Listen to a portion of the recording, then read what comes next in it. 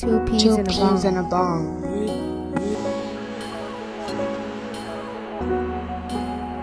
Two peas in a bong. Two peas Two in a peas in bong. a bong.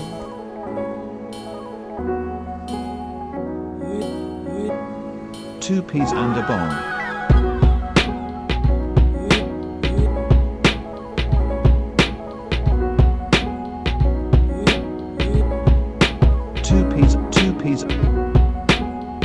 Two peas and a bong. Two peas. Two peas Two in a peas bong. in a bong.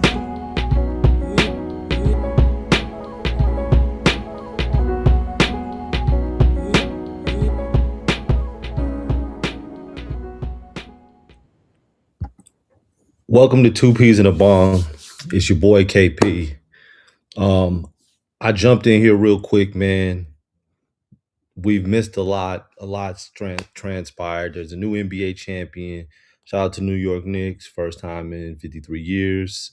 We missed the Western Conference, Eastern Conference recap. We've missed a lot, but I wanted to jump in and I wanted to talk about some of the new things, some of the things that are happening in the NBA. Shout out to Alf, Scotty Boy. I see y'all in the chat. Alf, we're gonna get into it right now. The Portland Trailblazers have made a move. The Portland Trailblazers. Ja Morant is now a Portland Trailblazer. Details of the trade is, and I want to make sure that I'm saying this right. They gave up Jeremy Grant and they gave up um Chris, believe it what Chris Humphrey or Chris Murray, excuse me. Chris Murray and Jeremy Grant. There were no draft picks in this trade. Um this is crazy, man. First off, like when and I go back, I think everyone that watches basketball knew that Memphis was gutting their team and that they were going to make a move. They, first it was your boy that went to Phoenix. I'm going to make sure Dylan Brooks. Then after Dylan Brooks, it was Desmond Bain going to Orlando. Then after Desmond Bain, it was Triple J going to Utah. And now John Morant, fourth guy, they finally moved Portland Trailblazers. So you knew that that was happening. It was just a matter of when. And then, looking at it, it was like, okay, so I start watching the draft and I'm like, okay, well, who is Memphis gonna select with that guard spot with this first round pick to be kind of the replacement for John Morant? And so at first it was Ben Sturts. Didn't necessarily like that pick. No disrespect to Ben Sturts, but that's, some tough shoes to fill. However, there was a trade. Bennett Sturts ended up in Oklahoma. So he's in Oklahoma City. Then they ended up getting the guy out of Stanford, the freshman out of Stanford. Want to make sure I have his name correct. It's Ibuka Okori. That is his name. Ibuka Okori, little guard, about 6'1". He can play, man. Ibuka Okori. But it was funny because Memphis kind of kept trading back for the pick. The direction I thought they were going to go in, and I wish they would have went in, was LeBaron Philon out of Alabama. He ended up going to Philly. I think Philly has an embarrassment of riches at the guard spot now, and it's probably going to be hard for him to get on the court knowing who's in front of him with VJ Edgecombe going into his second season and Tyrese Maxey. So yeah, just kind of recapping and bring you up to speed. Okay, so those are my thoughts. But now in seeing what Memphis received for the Ja Morant trade is like, what in the heck are we doing? Like, what are you doing? You got no first round picks. You have nothing in the future. You just got something right now. Chris Murray wasn't. He's not even the better Murray. Like his brother Keegan, his twin brother, same face, same body type, little different skill set. Keegan Murray is the better of the Murrays. You got Chris. Um, and then you got Jeremy Grant. Like Jeremy Grant shows some promise, but Jeremy Grant hasn't shown and proven to be an all-star caliber player. And you take those two players and you give up Ja, like, man, that's tough. The I think you Memphis held on to him too long, and the market it just got bad. Um, so looking at that, but I'm looking on the other side. I look at Portland, right? And looking at Portland's roster, you got at the guard spot, you got Scoot Henderson, you got Drew Holiday, you got Dame Lillard that's going to be coming back off his Achilles this year, so he's coming back, and all sources are saying he looks good right now. You've got you've got those three, and I feel like I'm missing somebody. I am Shaden Sharp. So you already have four guards, and then you bring John Moran in. Like I this is one move that's going to lead to another move in Portland. Portland has to make a second trade here because you have too many guards. And I understand that Dame Lillard is coming off of a ruptured Achilles. And I understand that Dame Lillard is 35 years old. But Dame Lillard can shoot that thing. And, you know, he'll be able to play off the ball. You still got Avida that handles the ball a lot as well. 6'7", they list him as a forward, but plays more like a guard as well. Like, so I like Portland. I like that you went and got Ja Morant for what you gave up. I love it. But I just think it creates a crowded backcourt in the city of Portland. And I see what you're saying, Alf.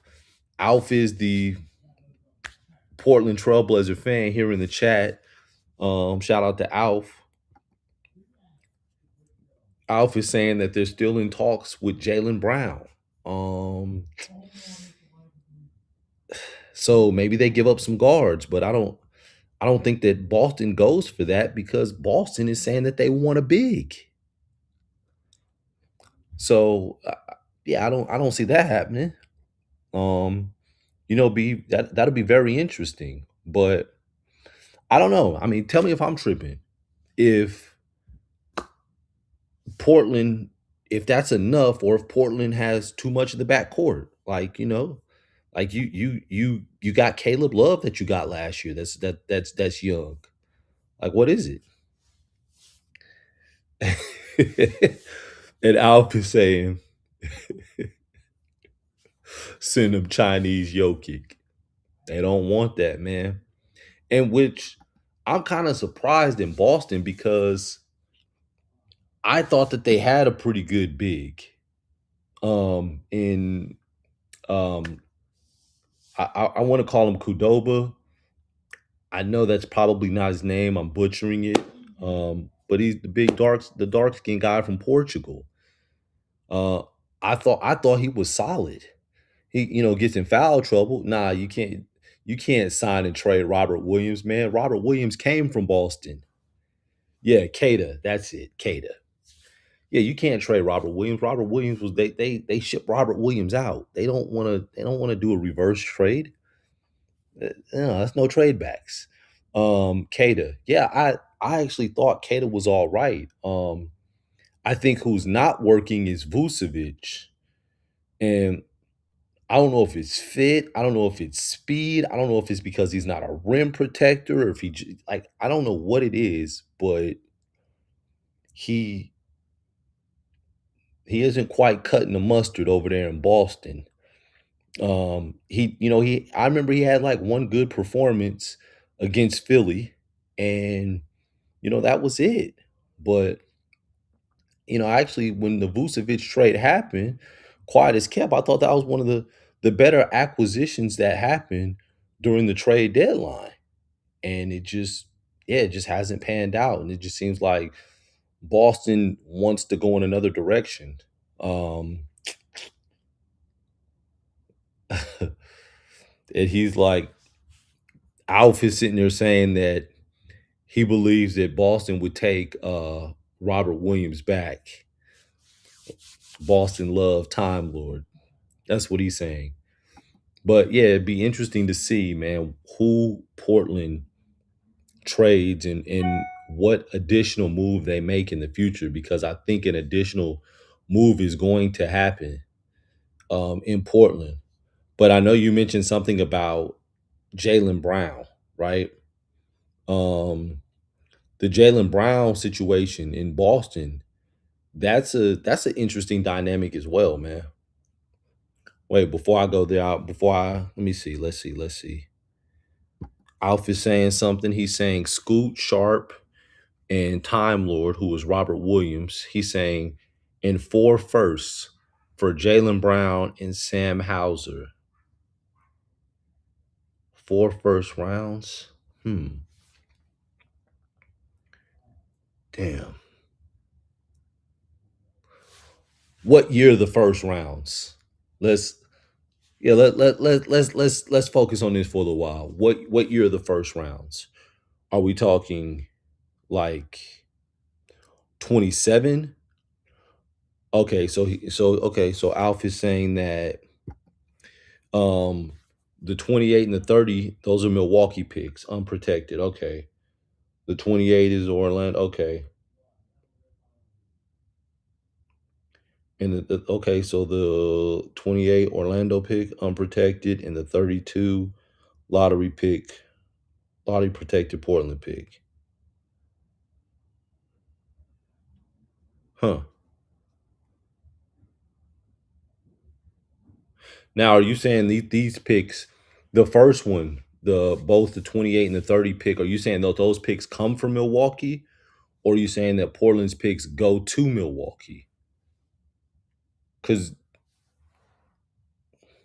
I was gonna say that's the that's the Drew Holiday trade, but I'm not sure.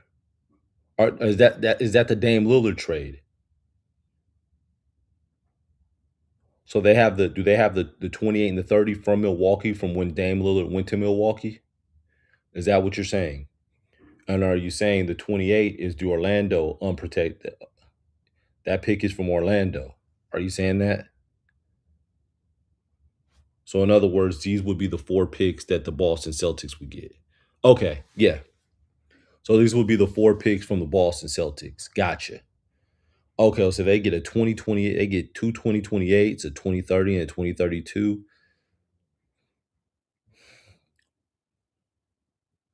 I'd entertain that. I didn't I definitely would entertain it. Um and then at that point, like, yeah, you have a pretty interesting roster at that point with Portland. Now you have Sam Hauser. You didn't get rid of Avida. Um so you've got Avida. Who's your big though? Who's your big in Portland at that point? Yeah, like I like that. Yeah, I'm not sold on Klingen at the big spot. That's where it's like, eh. But I mean, the wings and the guards, and then Avida has to play without the ball in his hand a little bit more because that's gonna be a thing. I'd be interested to see how he's gonna look in a system where he's not ball dominant. No, I'm not sold on Klingen right now. Not at the starting center spot. As the backup, yes, but not as the starter. Not at the starter spot. He's still young. Um, and yeah, he's got to continue to move. Like I thought that in the playoffs, I liked Robert Williams more than Klingen, even though Klingen was the starting center in the playoffs. He's developing. He is, but I don't know if he's. We're talking about, and so I would say this, Alf. We're talking about as a contender. If we're looking for Portland to be a contender based on the moves that they made, I don't like Klingon as a starter on a contender team.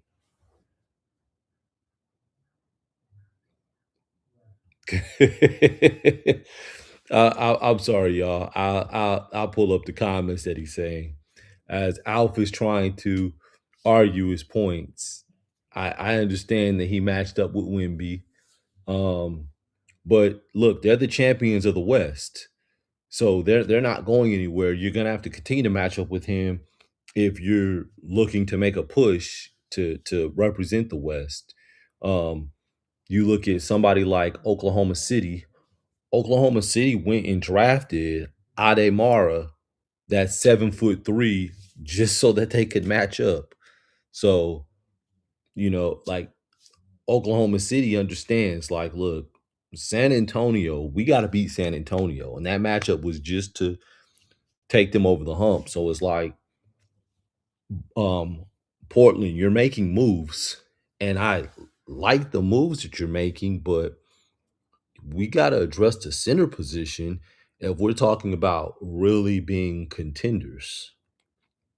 So that's just my thought. But if they can get Jalen Brown and they can get Sam Hauser coming off the bench shooting, um, with what they already have, let me go back to your starting five. Your starting five, you got Dame, Ja, Brown, Avita, and Klingon. You didn't even mention Drew Holiday, so Drew Holiday is still there because you didn't. I don't believe you mentioned Drew Holiday in the trade. Yeah, you didn't mention Drew Holiday in the trade. So Drew Holiday is your sixth man, which that's a hell of a six man to have.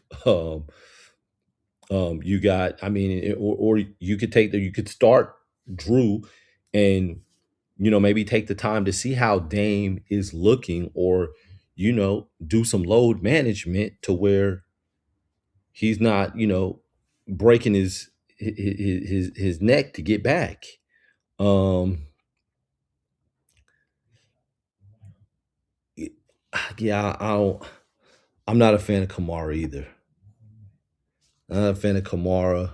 Yeah, I'm not a fan. Not a fan. I understand he does play defense. He'll play defense, play with some toughness, but yeah. Um, no, thank you. Yeah, it's shaky baby at the big spot, man. Like I saw your first five, and now I see your next three, which you didn't put Sam Hauser in your next three. So you're saying he's, I guess, ninth man in the rotation. But your bigs, the bigs look real. That big position looks sketchy, man. So that's why I say I love the move that they made because, man, they're buying low. They got Ja Morant low. So I get it, but yeah, you have too much with your guards. But enough with your team, Alf. I want you to keep that same energy because I want to look at the Boston Jalen Brown situation, right? And now me and DP we've had talks about this off air where and the three of us, DP, Bong, and myself, we've had debates for years about who was better between Tatum and Brown. Who was the better player? Who should Boston build around? Um, and I think it was neck and neck for a while, but then there was one year where it was like Tatum got the best of KD in a series. Then I think he got the best of Giannis in a series. And it was like at that point, it was like, okay, maybe Tatum is a little bit better. Maybe he is. But Boston went on, they won the title, and in the championship, Brown ended up being the more consistent player in the championship, and he was Finals MVP. Um, so it went back to, man, maybe they are neck and neck. Then Tatum went down, and when he went down with the injury, this past year, everyone thought that Boston was going to be done. And you look, and Jalen Brown was averaging close to 30 points a game as the number one option, and had Boston as a number two seed. So, you got two guys with $300 million contracts, and you're trying to. It's clear that it's like Boston is trying to make Tatum the face of the franchise. It's clear, for whatever reason it is. He's the face of the franchise. They're trying to make him the face, but it's a bad look when your team isn't tanking. You're number two in the East, and Jalen Brown is emerging as a 30-point per game scorer, as the number one option. So it's like the way that the NBA is set up, with the luxury tax, the first apron, the second apron, it's you're gonna find more GMs and more owners making trades to get rid of players and to get off of contracts, so that they don't go into that second apron type of situation. And so that's what I see in Boston. So now Boston's in a situation where they got two guys making 300 million, and now you're forced to make a decision. You got a championship out of it, which is great. So you got a championship. You want to continue to compete, but you feel like you have to make a move. Now, what I don't like is that it seems like the NBA is trying to, I won't even say the NBA, I'll just say it's people around the league, or trying to diminish or devalue Jalen Brown and what he brings to a team, which is like totally unfair. I was looking up at a stat yesterday because Jalen Brown mentioned it, and I said he's like, since he's been in the league, there's nobody that has more wins in the regular season and playoffs than him. And I heard it. You're like, man, okay, players throw stuff out there. Everybody throws stats out there. You're like, And I read it. I wish I remember where I read it, man, because I read it yesterday, and it was true. It was Jalen Brown had 523 victories, which was more than everybody in the last, I don't know how many years it's been. It might have been seven. Um, but he's got or I don't know, but he's got more victories than everybody else. Second was Jokic. Jokic had 517, and third was James Harden. He had 513. So it's like, why are we trying to diminish his value? Like, one guy went so far as to tweet that according to analytics, Jalen Brown would be the seventh option on a team, or the seventh best player on a team when we're talking about analytics.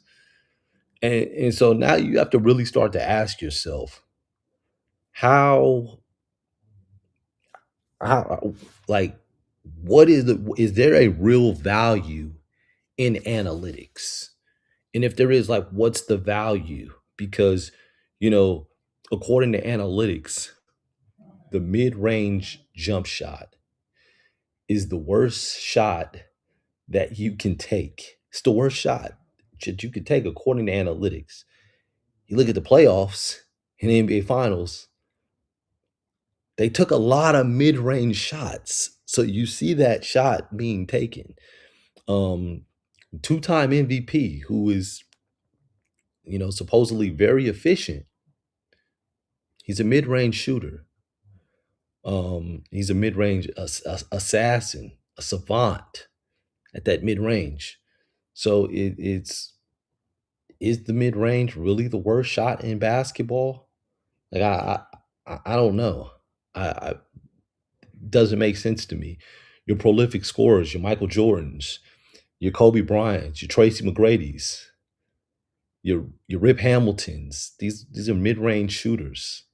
Like, Ray Allen could shoot the three. He could also shoot the mid-range. Came up in that UConn Calhoun system. Um, so like mid-range is, I think it's still a thing. I think at some point it's actually going to come back and people are going to be shooting mid-range. But I don't like contested mid-range. Um, but an open mid-range shot, yeah, absolutely. Take that mid-range. So yeah.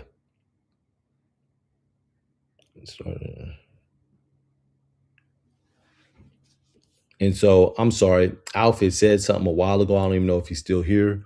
But what he said was he's like, it started in 2019 when Boston tried to trade Brown and assets to pair up Kyrie, Tatum, and Anthony Davis. I did not know that. Yeah, did not know that at all. But it just, there's been a lot of Jaylen Brown slander, and it's got to stop, man. But I do think with all that's going on, I think he's going to end up traded. I do. Um, I've heard numerous places. I know that they were in talks with Milwaukee with Giannis, and that kind of fell by the wayside. Giannis ended up in Miami. I'll get to that in a second. Um, I know that they mentioned something about him possibly going to the Clippers, talking about Jaylen Brown. So, that's a thing. So yeah. But speaking of Giannis, because I mentioned Milwaukee, Giannis to the Miami Heat. Giannis to the Miami Heat. Miami just offloaded a lot of their young guys. You lose a star in Miami. I mean, not Miami. You lose a star in Milwaukee. I guess you need a hero. So they've sent them a hero. They've sent the people a hero. And shout out to Tyler Hero. He is from Milwaukee, so he's home. And I know that he is loving it, being back in his hometown. Probably grew up a Milwaukee Bucks fan. Yeah, and he's got his Nike EYBL team out there in Milwaukee. So now he can be around that, be a part of that. So shout out to him and the organization and what they're doing. But Giannis to Miami, it's kind of crippled them financially in terms of what they could do and their flexibility going into free agency. You still got Andrew Wiggins on the roster. Um, you do have Norman Powell that's going into free agency. Don't know if he's gonna want to take less money or not. But what I do see happening, I do see them getting an aging star or two that are willing to take less money to have an opportunity to play for a contender. So I would not be surprised if Russell Westbrook ended up in Miami. James Harden's going to be a free agent. I would not be surprised if James Harden ends up in Miami. Yeah. So I wouldn't be surprised. Miami really, I mean, they need some shooting. So that's like a big thing for them. Like, Westbrook doesn't necessarily offer the shooting, but he does offer the toughness. Like, one thing like with him, Giannis, Bam, they're gonna play tough. They're gonna play hard. Alf, I do like that in what you're saying. Bradley Bill will be in Miami. I agree with you.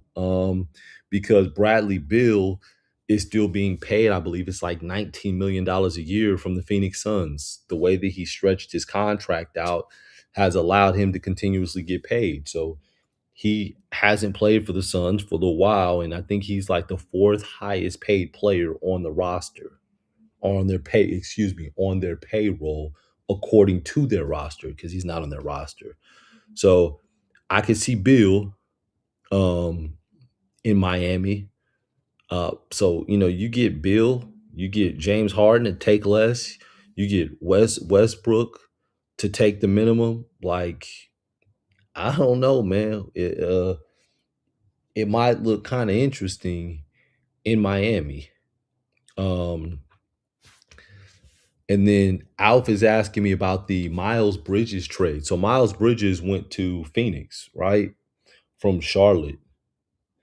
And Miles Bridges, I think that Miles Bridges is a talent, but I don't know if he's what Phoenix needs. Um, and honestly, like, I want to look at their roster because I don't want to go off the top of my head. So I'm about to pull up the roster as I'm talking to you and I'm talking to the people just to have an idea of what it actually looks like.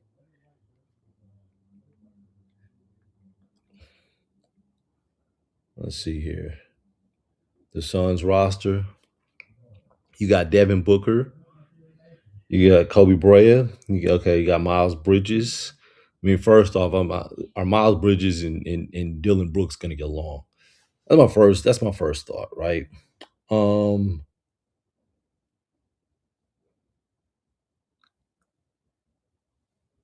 yeah, I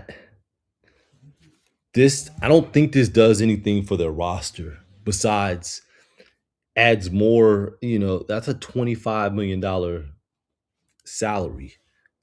So, you just added 25 million, but this doesn't put you over the hump. You were a playing team last year. You got in and you got swept in the first round. Um, I don't yeah, this does nothing.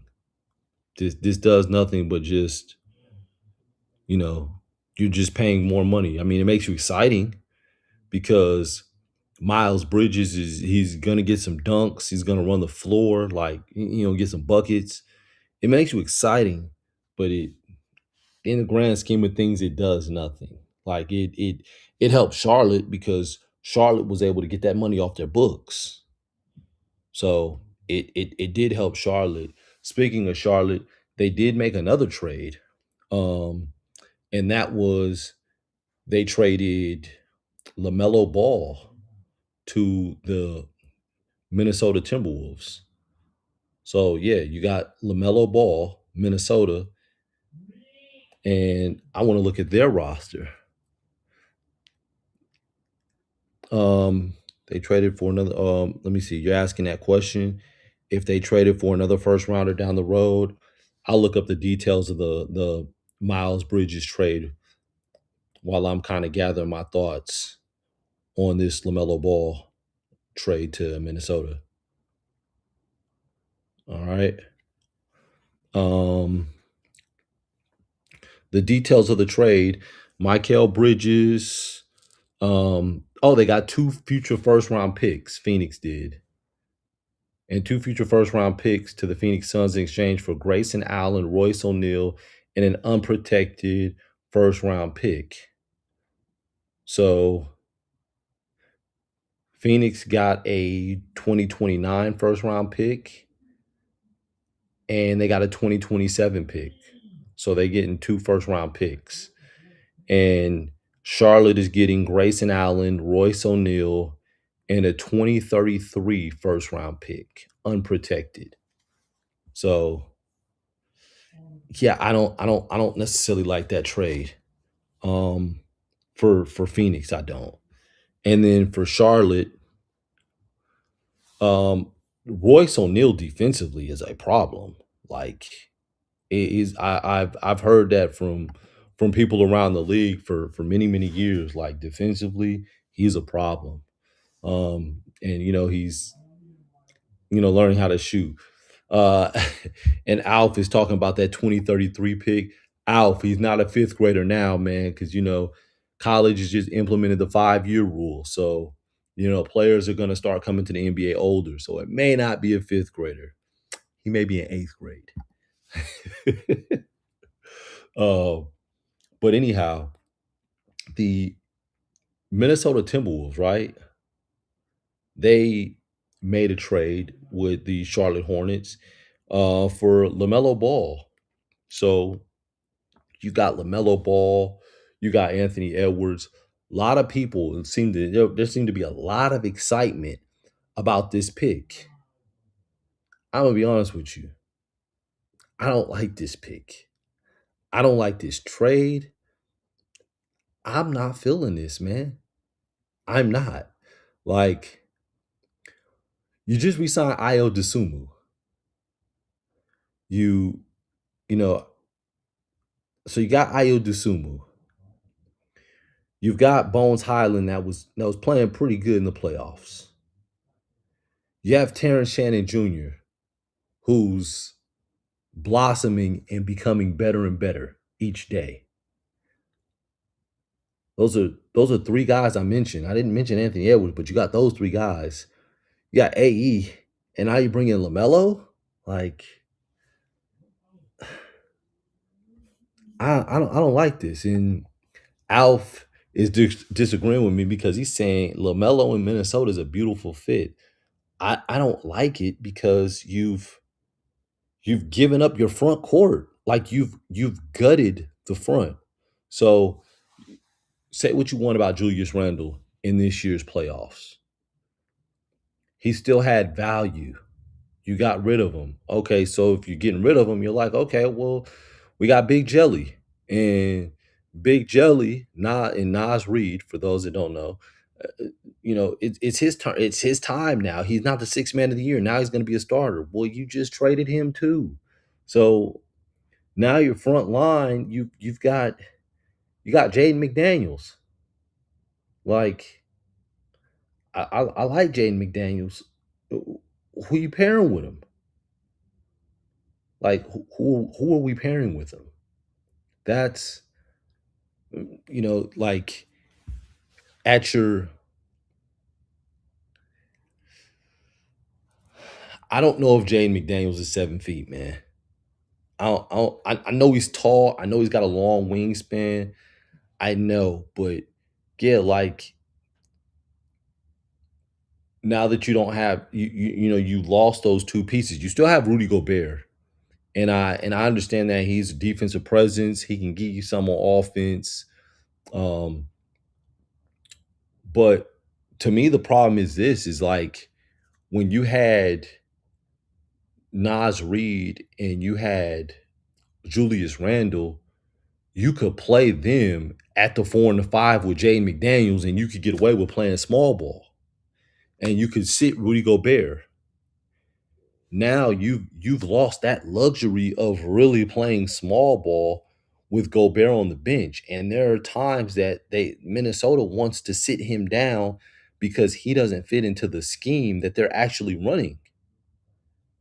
So by making that trade, you've lost your versatility as a team, and you've sold out to your guards and scoring.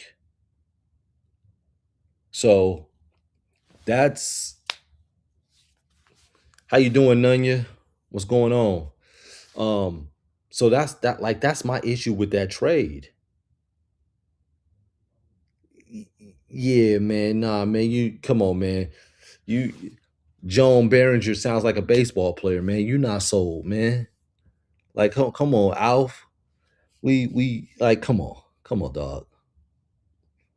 It has been a long time, Nunya. It has been, and the three of us, we're gonna get back on together in the near future.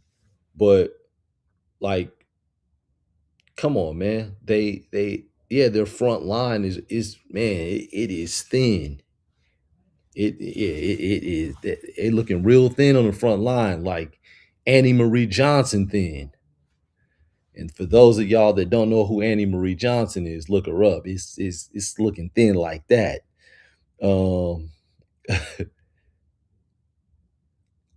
Thank you, Nunya. I appreciate that. I appreciate that.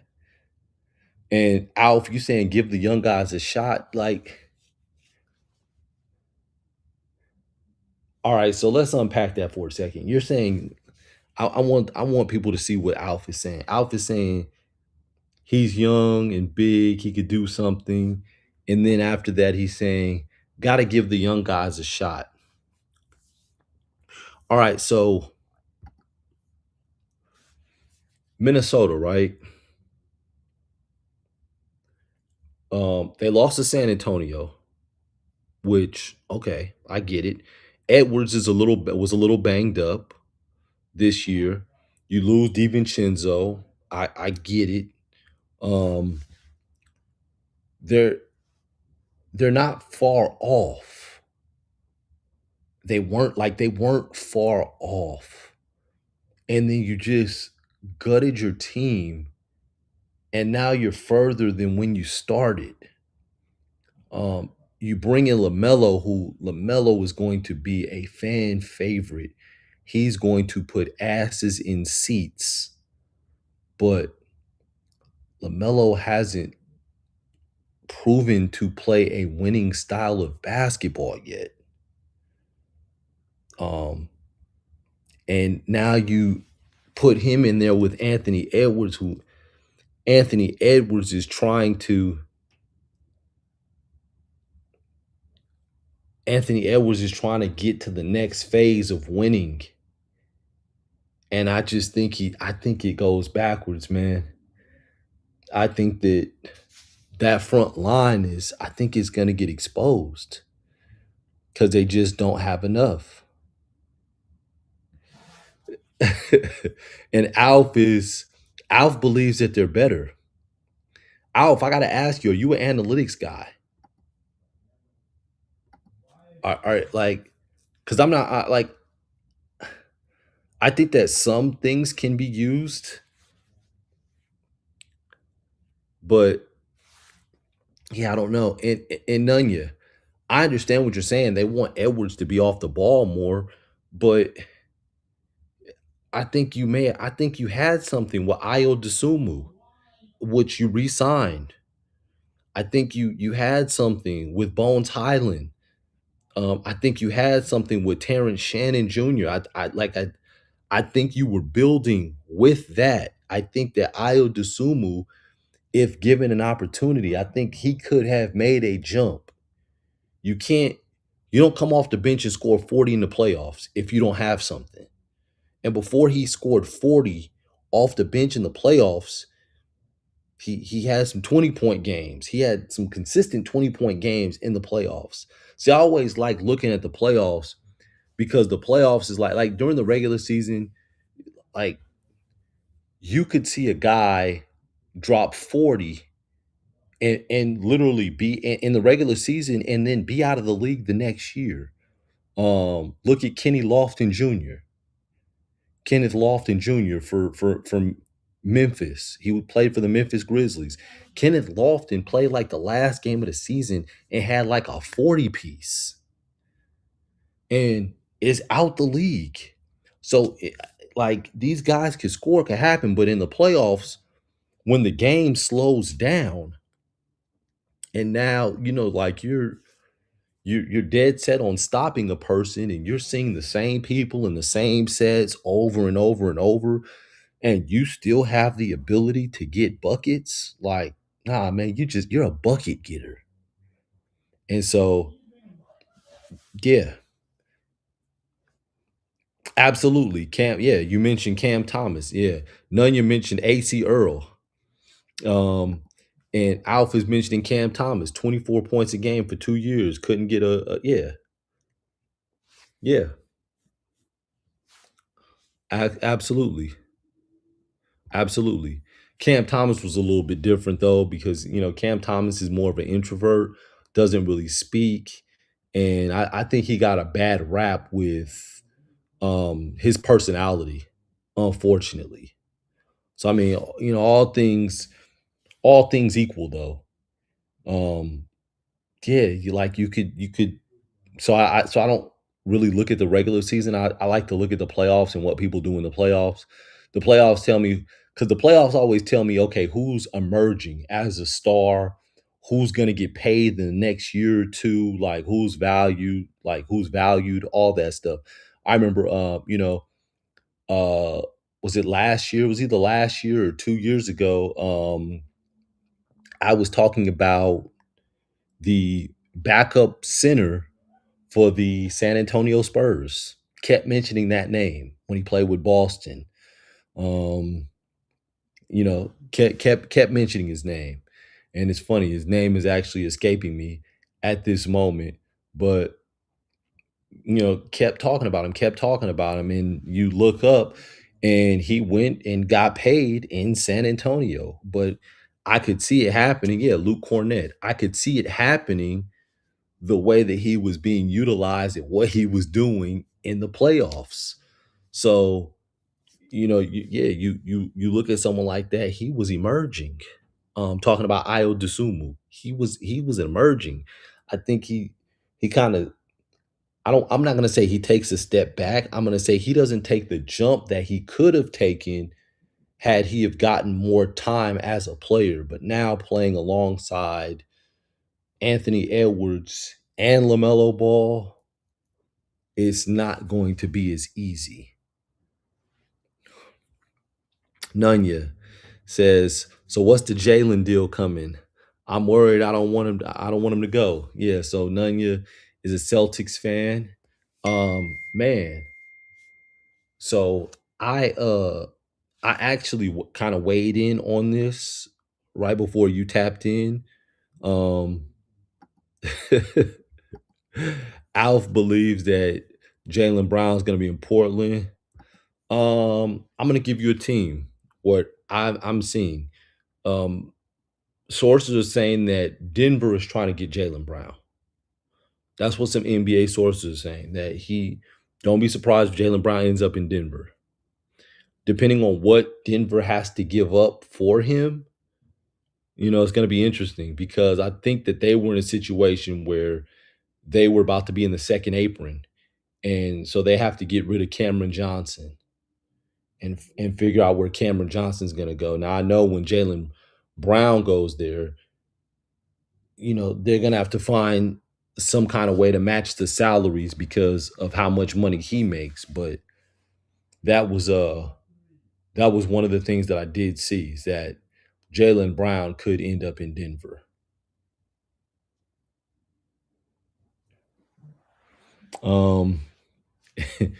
And Nunya is saying that Brad Stevens and the Portland GM have a good trading relationship, so maybe that might work. Imagine having a trading relationship. Hey man, I'll sell you this for this. Like the trading relationship. I'm not trading with him, man. He stiffed me on the deal last time. Like, imagine that. Man, don't trade with him, man. He don't get the physicals in time. Man, they had Dr. Kevorkian doing the physicals, man. See me a dude, man, killed his career.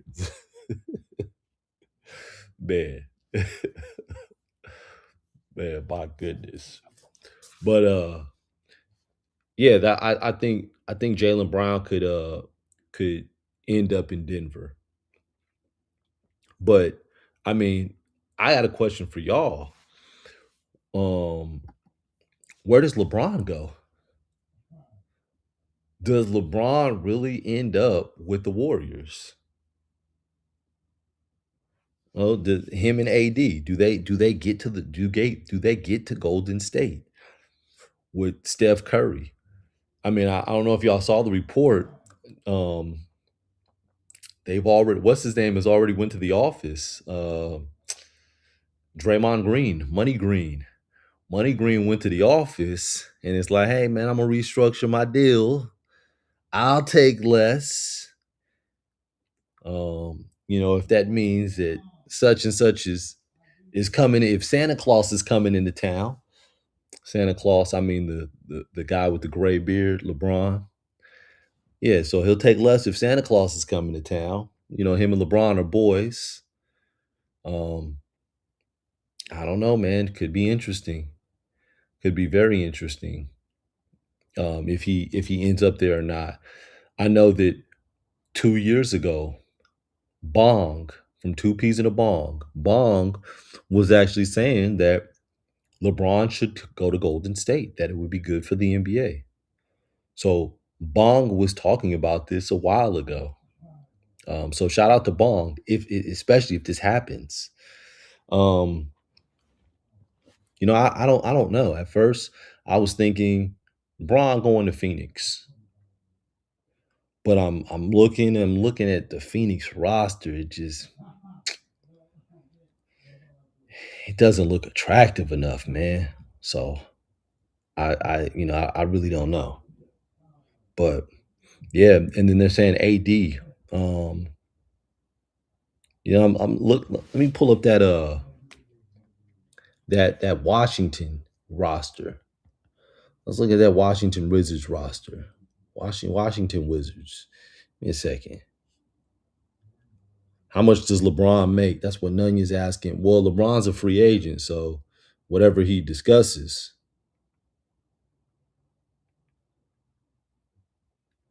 Washington Wizards. Okay, let's look. Let's look at this Washington Wizards roster. Right. Okay. You just you on the books with Trey Young for 200 million.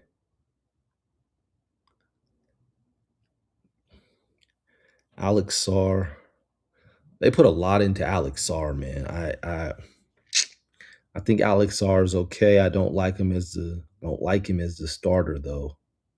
Anthony Davis. If Anthony Davis stays in Washington with their roster and he's healthy, Washington makes the playoffs.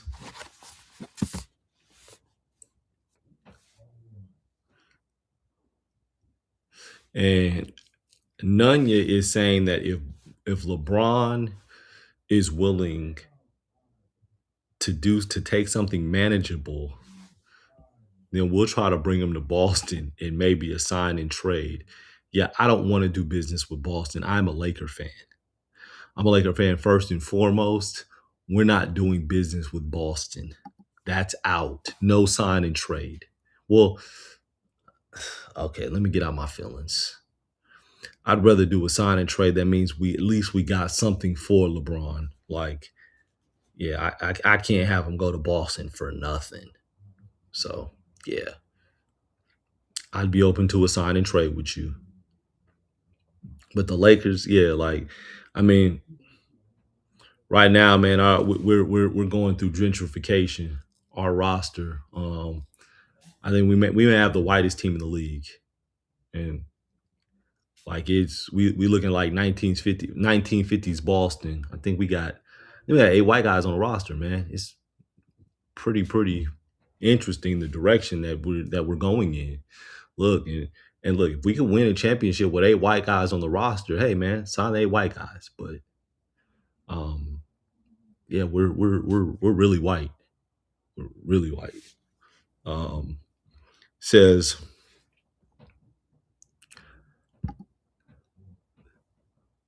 what if Portland trades for Trey Murphy instead of JB, Sharp, and 2 firsts?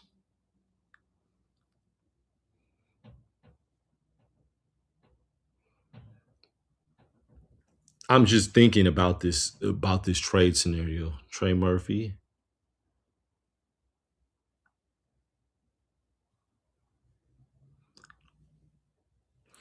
I don't think Trey Murphy's the answer. Yeah, I don't think the answer is Trey Murphy. Like,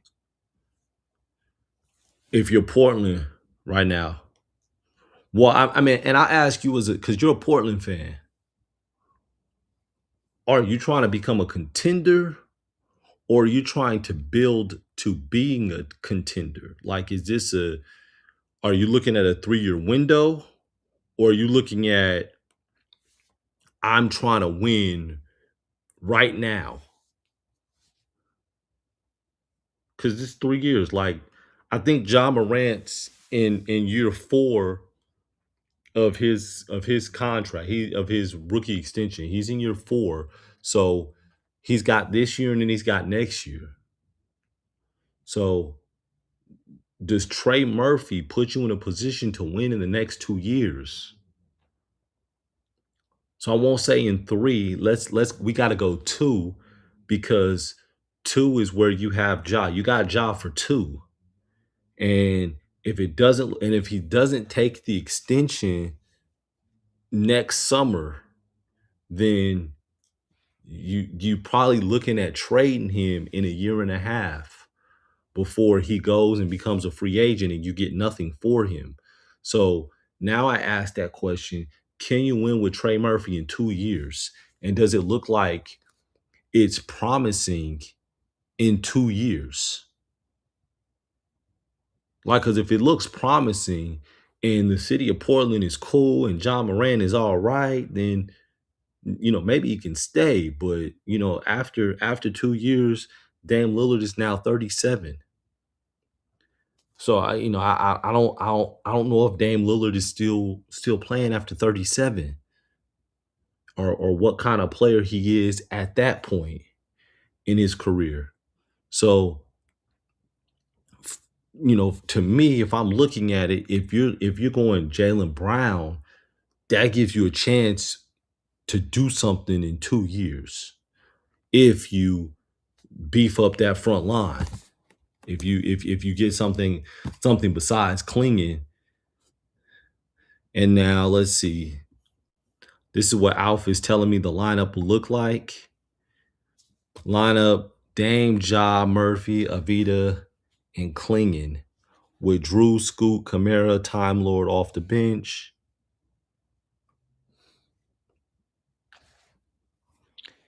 It'd be a few 3-guard lineups on the floor, but the rotation is solid enough.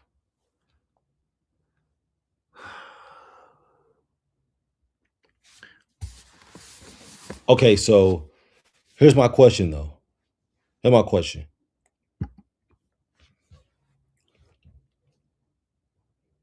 Is this enough to beat San Antonio in 3 years?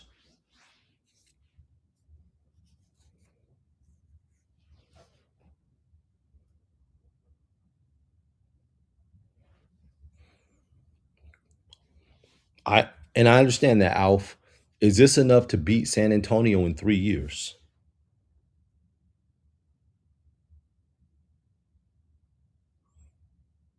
Because San Antonio, they're only going to get better. Their guards are, the one guard was in year 1, the other guard was in year 2. Wemby was in year 3. They're going to get better.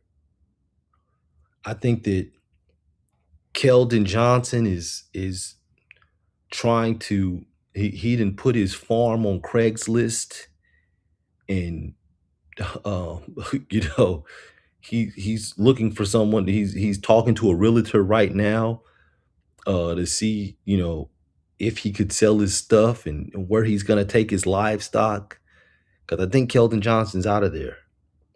I understand he was a 6th man of the year, but a move has to be made. I think that De'Aaron Fox, I was saying this when Fox got there. I was saying that he was on the clock, that they were going to move off of him, not because he's a bad player, not because Keldon Johnson is a bad player.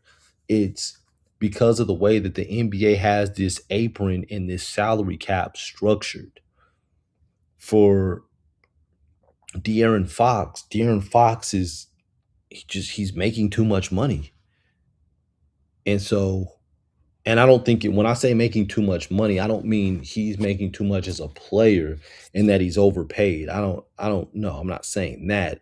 I'm saying he's making too much in terms of what San Antonio will be willing to spend down the line, because you're going to have to, you're going to have to pay Wemby, you're going to have to pay Castle, and you're going to have to pay Harper. You're going to have to pay those guys. So and you gotta play Harper more this next season. He came off the bench this past year. He can't keep coming off the bench. So you got that as well. And then in looking at it, like right now, I think that De'Aaron Fox, I still think he has high trade value. Some people will try to diminish it because of how he was in the finals, but let's remember he was dealing with an ankle injury. De'Aaron Fox is still a heck of a player. It's just, you know, it's one of those things. But I think the longer that he is on roster with those other two guards, I think his value will go down some as theirs continues to go up and the offense is kind of shifting to put the ball in their hands a little bit more than just De'Aaron Fox.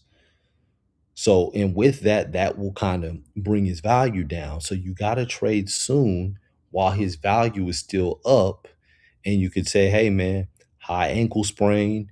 He played through it. If it's the regular season, he probably sit in a couple weeks, but it's the playoffs. He didn't quit on his team. You know, jazz it up, dress it up. But I think you package him and Keldon Johnson. Keldon Johnson, you gotta sell, you gotta trade him early because he was the sixth man of the year.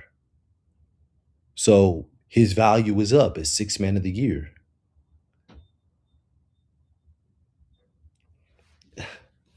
Oh man, no problem, Alf. Thanks for tapping in, man. Thanks for tapping in. So you look at that, and I think that San Antonio gets off of those two picks. So because they get off of those two picks, and F the reps, all right, Alf. So yeah, so because of that, I think that San Antonio is going to be better. And I don't think that Portland is going in 2 years. I don't think that Portland is going to have enough to beat them. I don't see it. Not with the pick that he was talking about making in terms of bringing in Trey. You know, yeah. No, I don't think that's enough with Trey Murphy. So, you know, just my thoughts, man. But yeah, you know, a lot is happening, a lot has happened. A lot is transpiring. But as I said, I was saying before too, I was saying I think the Washington Wizards, if they can keep Anthony Davis and he's healthy, you know, for the full season, plays with them, they make the playoffs. I think it's going to be very interesting though to see how Debansa fits in with Trey Young, because Trey Young is ball dominant and Debansa likes to have the ball in his hands as well to look for his offense. So yeah, I think that's going to be very, very interesting, very, very fascinating to see how they make that work in Washington. But I mean, they got a lot of young guys. Um, you know, if they can continue to develop and get better, mm, they may shock some people in the next few years. They really might. Um, but other than that, man, that's all I got. I just wanted to get on here and talk for a little while, man. Um, Based on everything that was happening, you know, just especially today with that John Morant trade, because I thought that was crazy, man. What Memphis decided to give up to get John Morant, just yeah. So all right, y'all. It's two peas in a bong. It's your boy KP. I'm getting in balloons, and I'm out. Peace.